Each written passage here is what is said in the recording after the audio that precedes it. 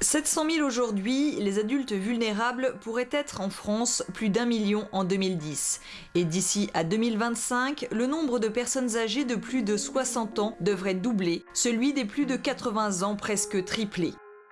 Vieillissement des populations et mobilité au sein de l'Union européenne aidant, la protection des majeurs vulnérables se heurte à de plus en plus de difficultés pratiques lorsque l'adulte protégé déménage dans un autre pays ou lorsque le tuteur réside dans un autre État.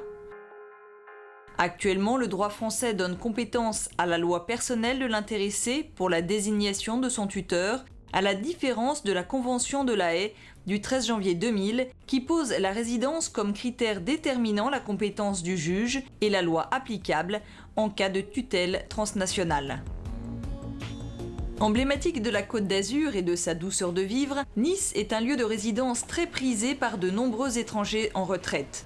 L'envers de la carte postale, pour les associations chargées de la protection des majeurs et les magistrats, c'est l'augmentation considérable du nombre de dossiers de protection.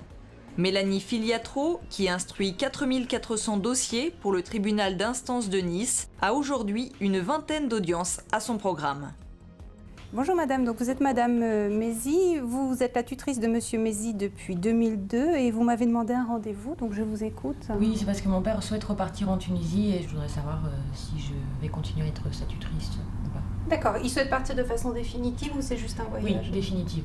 Alors en principe, je peux rester compétente même si votre père habite en Tunisie. Le problème, c'est évidemment un problème de suivi du dossier. Est-ce qu'il n'y aurait pas de la famille qui serait susceptible de prendre en charge la mesure de tutelle? Son frère, en fait, il est un peu plus jeune, il a une dizaine d'années de moins et en plus, ils s'entendent bien. En fait, le problème, c'est que je peux désigner effectivement votre oncle, mais après, je ne serai plus compétente parce que tout le monde sera domicilié en Tunisie. Et il n'y a pas encore de possibilité de transférer le dossier de la France à la Tunisie ou à tout autre pays étranger. Donc le plus simple, c'est que vous saisissiez en fait le juge des tutelles en Tunisie pour mettre en place une procédure pour obtenir la mise sous tutelle de votre père et la désignation de votre oncle. C'est la solution la plus rapide et la plus efficace. Pour le traitement et le suivi de dossiers d'étrangers résidant en France, se pose le problème de l'identification et de l'interprétation des lois étrangères. Actuellement, je suis par exemple en charge de dossiers concernant des personnes de nationalité malgache, roumaine, suédoise ou encore d'une personne d'origine des Maldives. Cette diversité rend vraiment notre tâche très difficile parce qu'on n'a pas actuellement de base de données pour nous permettre de faciliter les recherches. Donc en fait, malheureusement, nous sommes contraints de faire les recherches sur l'Internet classique pour trouver les différents régimes de protection dans les différents pays, par exemple, que je vous ai cités. Mais si je peux arriver à trouver la loi, je ne trouve pas toujours son interprétation, ce qui rend beaucoup plus compliqué encore l'application à mon cas d'espèce. Complexe, la mission des juges des tutelles français en charge d'adultes protégés étrangers n'est en outre pas sans risque lorsque la personne ou son tuteur déménage à l'étranger. Ces deux situations peuvent avoir des conséquences lourdes, notamment par exemple pour l'État français, puisqu'on peut imaginer une mise en cause de la responsabilité de l'État, puisqu'en matière de tutelle, la responsabilité peut être engagée sans faute, et on peut imaginer qu'elle soit mise en cause aussi bien pour une mauvaise interprétation d'une loi nationale que pour une absence de suivi régulier d'un dossier pour un majeur qui a déménagé à l'étranger, soit pour lequel le représentant légal est parti à l'étranger. Amenée à appliquer la loi française aux majeurs protégés étrangers sous tutelle résidant en France, Mélanie Filiatro s'inquiète néanmoins du devenir des dossiers en cas de déménagement dans un autre État. Je me pose en revanche une question sur le sort des dossiers et le suivi des dossiers pour les majeurs qui déménageront à l'étranger. J'aimerais savoir si une procédure de transmission des dossiers d'autorité judiciaire française à l'autorité judiciaire étrangère sera mise en place. Au-delà des distances, le problème de la compétence des juges des tutelles se pose de façon aiguë au sein même de l'Union. Exemple à Lille, où le tribunal d'instance gère le suivi de 600 majeurs protégés français hébergés en Belgique. Pour des raisons évidentes de proximité, mais aussi de structure d'accueil insuffisante en France, plusieurs milliers de Français sous tutelle résident de fait en Belgique. Voici par exemple le dossier de Monsieur Lotte, qui est donc un jeune majeur qui a 25 ans aujourd'hui et qui a passé son enfance en France dans un IME et qui, arrivé à sa majorité, est parti dans un institut en Belgique. Et la mesure a été confiée à une association spécialisée pour les déficients mentaux et qui du coup a ouvert une antenne qui s'occupe essentiellement des majeurs placés à l'étranger. Bonjour André, tu viens me voir ? André est l'un des 2500 adultes déficients mentaux français hébergés en Belgique. Il a rendez-vous avec une déléguée à la tutelle de l'association ATI, mandatée par le juge Pecker. Dans cet établissement, 2 pensionnaires sur 3 sont français. La plupart d'entre eux ne rencontrent jamais leur juge de tutelle. Certains nous confondent quelquefois avec le juge, en disant « t'es mon juge ». Donc on reclarifie en disant « non, on n'est pas le juge, c'est le juge qui nous a demandé de nous occuper de toi, mais on n'est pas le juge ». C'est assez rare qu'ils demandent à rencontrer leur juge des tutelles, parce que je pense qu'ils n'ont pas bien conscience, en fait, de la situation géographique.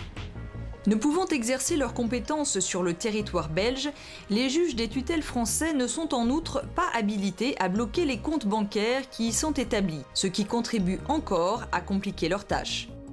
Concernant les personnes qui sont atteintes d'une déficience, la problématique est un petit peu différente, car dans un certain nombre de cas, ils ont encore de la famille en France. Dans ces cas-là, la Convention de la Haye prévoit que le juge de l'État de la nationalité de la personne, français en l'occurrence, pourra rester compétent s'il est mieux à même d'assurer la protection.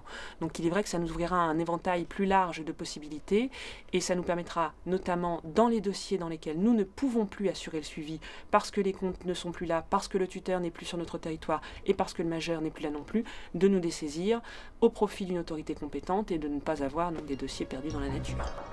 Un dessaisissement dont les procédures restent encore floues pour les associations tutélaires.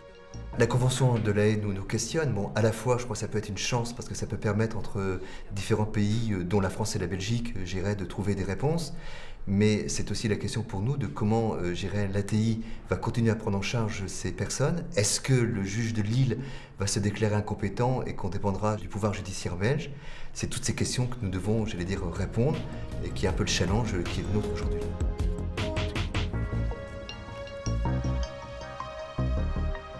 500 km au sud-est, une autre ville frontalière, Strasbourg, dont la situation, au cœur de l'Europe, en fait un lieu de passage et de résidence privilégié. En plus des audiences civiles qu'elle instruit, le juge Isabelle Fabreguette suit 2740 dossiers de protection, dont un certain nombre concernent des majeurs protégés étrangers. Les difficultés à appliquer leurs lois personnelles obligent parfois la magistrate à se référer au droit français. Il est plus ou moins facile de chercher ces lois étrangères en fonction des pays parce que leur législation est plus ou moins connue, parce que les rapports avec les consulats, par exemple des différents nationaux, est plus ou moins simple. Certains consulats, par exemple, ne répondent pas lorsque nous posons la question de savoir quel est le contenu du droit. Lorsqu'on décide d'appliquer la loi française, c'est parce que j'ai à l'esprit que c'est la solution de loin la plus pratique, qu'elle ne met pas en jeu les intérêts plus importants de la personne et qu'elle ne la laisse pas. Exemple avec un Allemand dont l'altération des facultés mentales a nécessité le placement en hôpital psychiatrique. Ce ressortissant allemand avait de la famille en Allemagne qui souhaitait son rapatriement. J'ai dû prendre des décisions en France parce qu'il avait en France ses intérêts, son domicile, des revenus, et parce qu'il était dans l'hôpital psychiatrique et que l'hôpital ne souhaitait pas et ne voulait pas sa sortie. Le problème concret qui s'est posé à moi, c'est que les hôpitaux psychiatriques allemands et français ne correspondaient pas tellement et qu'il fallait tout simplement régler une situation de fait, liquider son domicile en France et organiser surtout de façon urgente son rapatriement dans un hôpital allemand. Direction l'Allemagne justement, pays qui a ratifié la Convention de la Haye en 2007. Ici, pas de frontière entre loi personnelle et loi de résidence. La loi allemande s'applique à tous, nationaux comme étrangers. Une souplesse que les magistrats locaux aimeraient retrouver dans le suivi des dossiers de leurs expatriés. S'ils deviennent incapables dans ces pays et ils reviennent en Allemagne, c'est normal qu'ils ont des tuteurs en Allemagne. S'ils restent par exemple en Espagne, on va peut-être prendre des mesures ici en Allemagne, mais à mon avis, il serait beaucoup plus efficace que si les Espagnols prenaient des mesures en Espagne selon leur propre loi espagnole, par exemple. La Convention de la Haye va créer des offices centraux dans chaque pays membre de la Convention pour faciliter les contacts entre les pays en cas de tutelle. Comme juge européen, j'aurais beaucoup d'intérêt de travailler beaucoup plus étroitement ensemble avec la France, par exemple. À Strasbourg, la consoeur d'Axel Bauer insiste, elle, sur le besoin de simplifier les procédures de dessaisissement. Pour moi, la Convention de la Haye sur la protection des majeurs est tout à fait intéressante parce qu'elle a une vue très pragmatique des choses. Pouvoir transmettre le dossier, le suivre et de faire que l'État qui va recevoir la personne dont le juge sera compétent en fonction du domicile pour appliquer sa loi est une simplification qui est tout à fait bienvenue. 3 ratifications sont nécessaires pour l'entrée en vigueur de la Convention internationale de la Haye. La France a ainsi récemment suivi l'exemple de l'Allemagne et du Royaume-Uni pour l'Écosse, les premiers à l'avoir ratifiée.